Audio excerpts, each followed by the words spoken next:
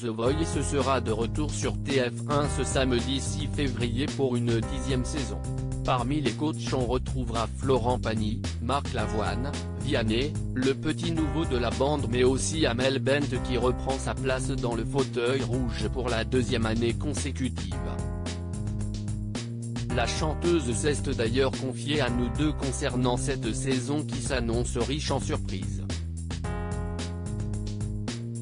Elle a notamment évoqué une anecdote amusante qu'elle a vécue sur le tournage des auditions à l'aveugle. L'interprète de Ma Philosophie a en effet eu la surprise de voir une de ses proches participer à l'émission mais elle ne s'en est pas tout de suite rendu compte.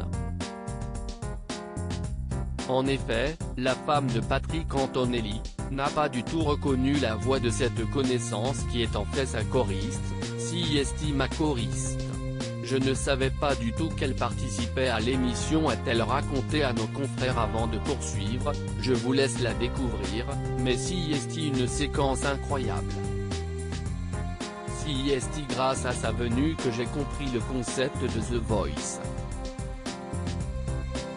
A avoué celle qui a été révélée dans La Nouvelle Star en 2004.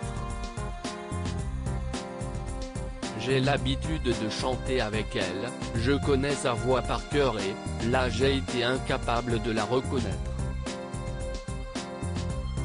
CIST drôle comme le cerveau est conditionné à la vue. Je me suis dit que je n'avais pas l'ouïe si fine. A expliqué Amel Bent en plaisantant. La question reste de savoir, Amel Bent a-t-elle été convaincue par la voix de sa choriste au point de buzzer pour elle et de tenter de la voir dans son équipe?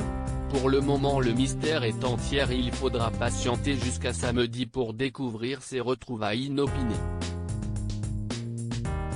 Amel Bent bien dans sa peau et dans sa tête alors qu'elle vient de triompher en tant que comédienne dans le téléfilm de France 2 Les Sandales Blanches qui raconte le parcours de la chanteuse lyrique Malika Bellaribi, CIST plus confiante que jamais qu'Amel Bent commence son année 2021.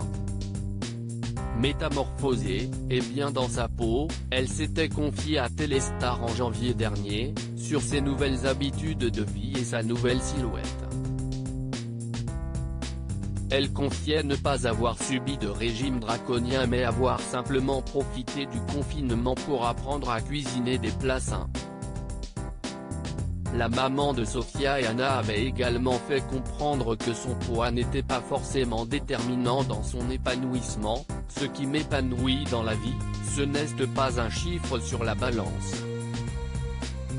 CIST d'être avec un homme que j'aime et qui m'aime, d'avoir des enfants en bonne santé et d'être épanoui dans mon boulot.